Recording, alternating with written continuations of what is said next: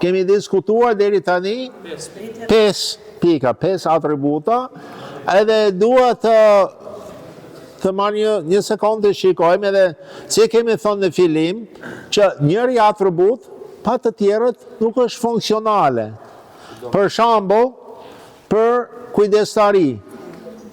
Në qoftë se nuk jemi formuar si të krishterë, si mund të kemi kujdestari? Si mund të kemi rolin ton e duhur në jetën e kishës, në qoftë se nuk jemi formuar?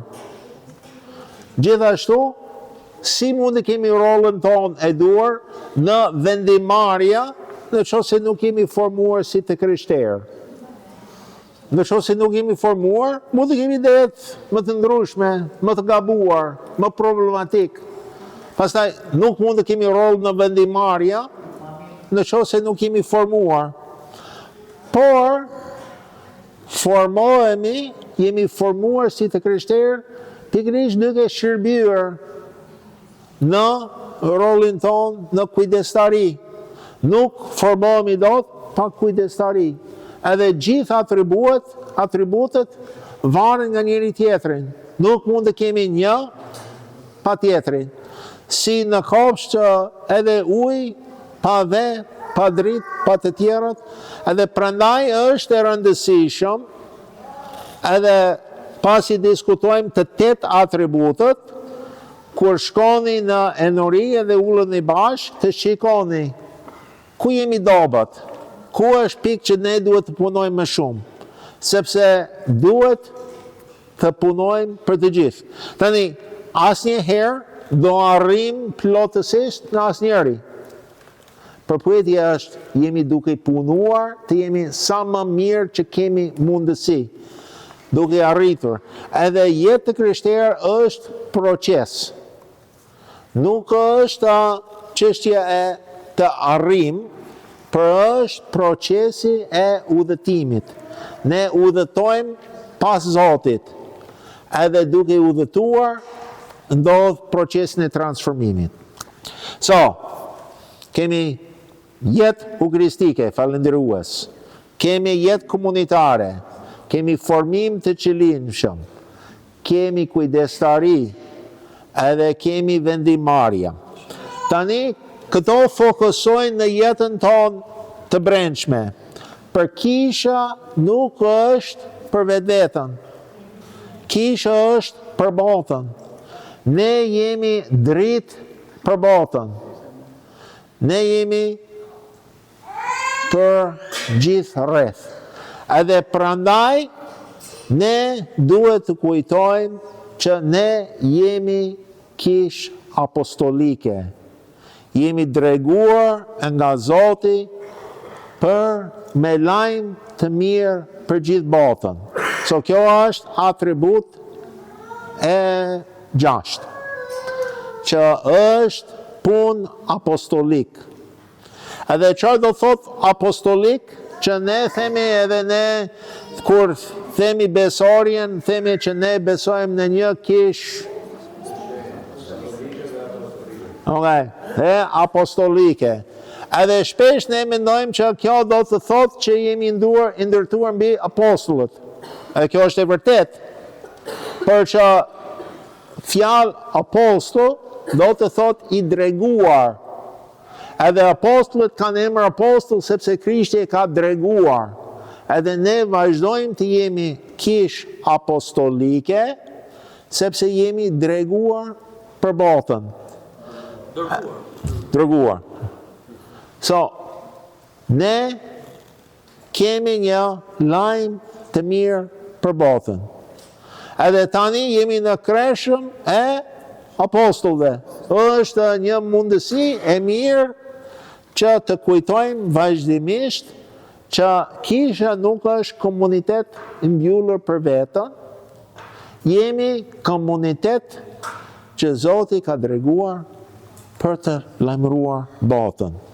Edhe kjo është edhe gjatë që nga ditën ngjalljes, në qoftë se keni vënë re, që në Ungjilli i parë që lexojmë të shtunën për ngjalljen e parë, përfundon me shkoni dhe bëni dishepull gjithë botës. Apostulli e parë që lexojmë në natën e Pashkës është nga veprat. Do jeni dëshmitar të mi në Jerusalem, në Jude, në Samari, edhe deri në skajtë të botës. Edhe kjo është tema e gjithë kohës që eci me Krishtin që 40 ditëve, që ai është me ne, edhe kemi unë gjithë që na tregon për takimet personale që njerëzit kanë pas me Krishtin, për edhe frymën e hapje ungjillit. Pastaj është ngjitje në qiell, që kujtojmë përsëri, mesazhin e tij, shkoni bëni dishepull gjithë botës, edhe pas 10 ditësh, para pak, kemi pas dhurat e Shpirtit i Shenjtë në ditën e Pentekostis, edhe secili prej ne kemi në pagëzim, në Vajos i Mirosja, që është dhurat e Shpirtit i Shenjtë, por dhurati e Shpirtit i Shenjtë është dhënë me një qëllim kryesor, është që të jemi dëshmitar e tij. Edhe kjo është si kish, duhet të kemi vazhdimisht kjo mendim, si të jemi dëshmitar të Zotit në botën tonë. Si të përhapim lajmin e mirë, që në realiteti, edhe pavarësisht që 1% e madh e njerëzit të Shqipërisë mund të thonë që janë të krishterë, është 1% shumë e vogël që të vërtet janë aktiv në jetën e kishës. Si të jemi misionar. Misionarët janë njerëzit që kanë një mision për qytetin tonë, për fshatin tonë, për vendin tonë. Për pastaj edhe të mendojmë, edhe kjo është diçka që kryebiskopi Anastas që herët ka thonë që nuk mendojmë vetëm për Shqipërinë, por është edhe gjithë bota. Edhe në botë është 1% shumë e lartë e njerëzve që s'kanë dëgjuar për herë të parë për Krishtin. Kjo është si ka referuar që unë jam drejtor e qendrës misionare në Amerikë tani për gjithë botën. Për që edhe Shqipëria mund të ketë një rol në misionarizëm në vendet të tjerë, që si shqiptar keni mundësi të shkoni në shumë vendet që edhe Amerikanët kanë shumë vështirësi të rëndësishëm në misionarizëm për botën, për të paktën edhe për vendin tonë, të mos jemi rehat brenda muret të kishës, për që ne kemi lajm të mirë. Ne kemi lajmin që Zoti ka mundur vdekjen, edhe kjo është lajm më i mirë që ekziston, edhe që është ajo nevojë që bota, gjë që në botë ka nevojë, që një kishë që nuk ka frymë misionare, nuk mund të mbaj gjallërinë për vetë. Kjo ishte edhe punë e madhe kryebiskopi Anastas, që ka kujtuar gjithë botën ortodokse që identitetin ton, ADN-n ton është që jemi misionar. Edhe ne duhet të vazhdojmë. Në qoftë se shkoni në katedral në Tiranë, shikoni edhe pas altarit në gjysmë harkun atje, është Krishti duke dhënë dishepullët udhëzimi, shkoni, bëni dishepull në gjithë botën. Kjo është atributin e 6, që ne duhet të jemi kish apostolik. Ne jemi dërguar nga Zoti për botën. Edhe ne jemi këtu, sepse dikush na ka ardhur tek ne. Asnjëri nga ne jemi bërë të krishterë vetiu. Dikush ka investuar, qoftë prindrit që kanë mbajtur besimin gjatë brezave, qoftë dikush tjetër, për dikush ka investuar për ne të kemi lajmin e mirë, ne duhet të investojmë për të tjerat.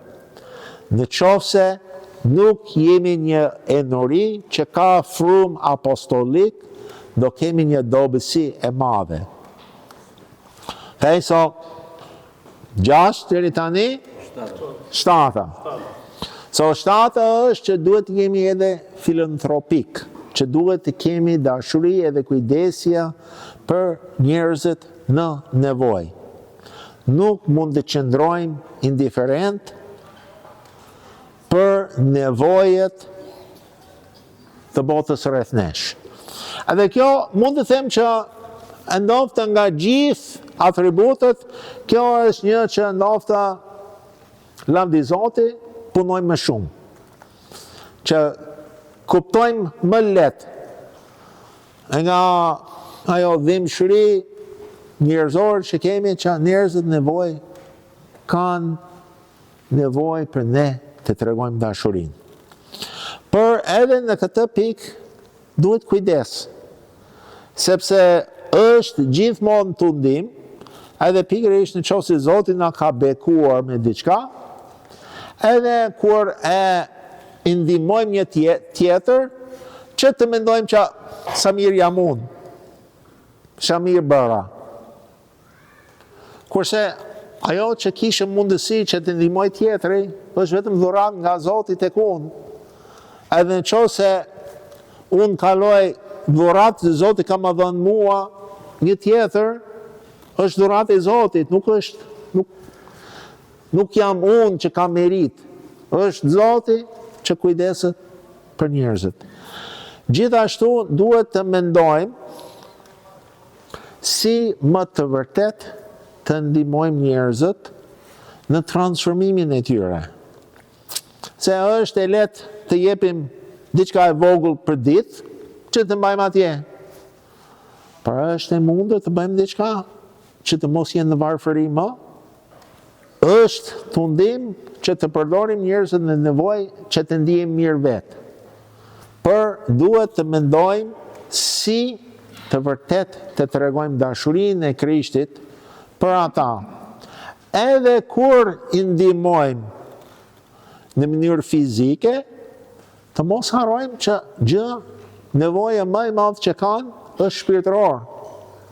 Edhe të mos e jepim bukë, edhe të mungoj bukën e jetës. Gja bashkë me bukën, që të themi edhe fjallën e Perëndis, që të ndihmojmë ata. So, me qenë se kjo pikë është një që në përgjithësi e kemi më mirë se sa të tjerët, nuk do kalojmë shumë kohë me ata.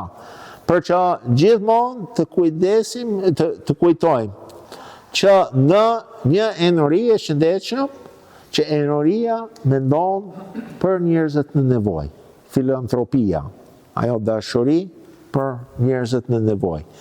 Edhe gjithmonë të jetë dashuria e Krishtit për ata. Edhe pikën e 8 është ndoshta pikë më e vështirë për të kapur si koncept, prandaj kemi lënë për në fund, që të sfidohemi në fund, por është një pikë shumë e rëndësishëm.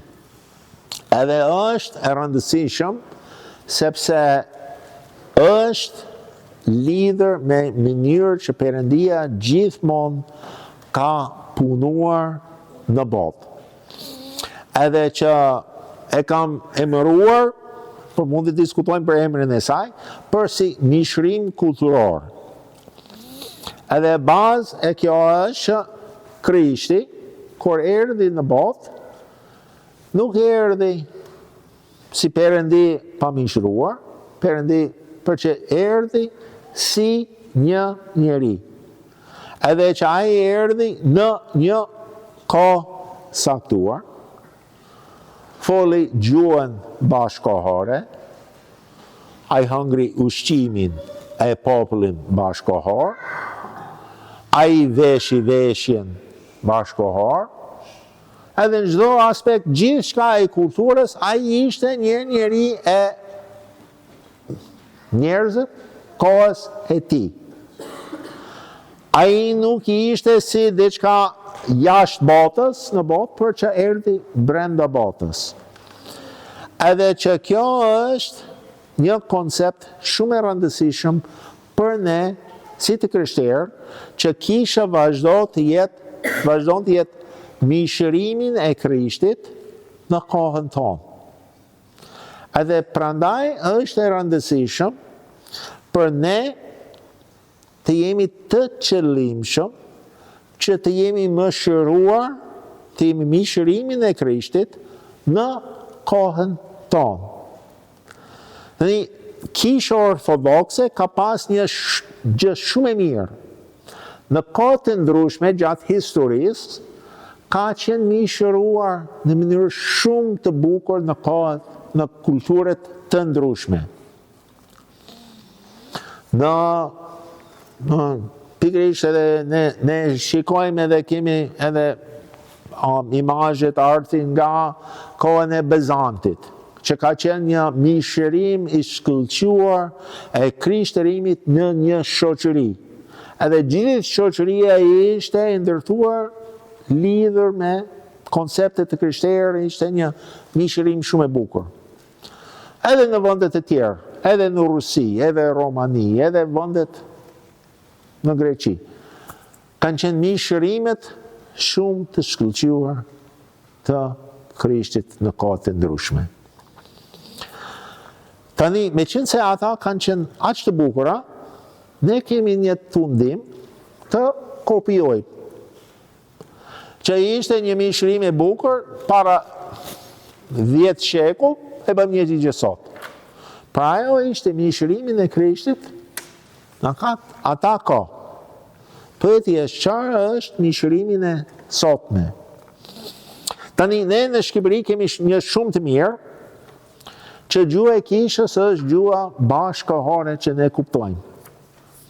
Pa e dini që në shumë vendet ortodoks e përdorin një gjuhë që nuk kuptohet nga njerëzit më.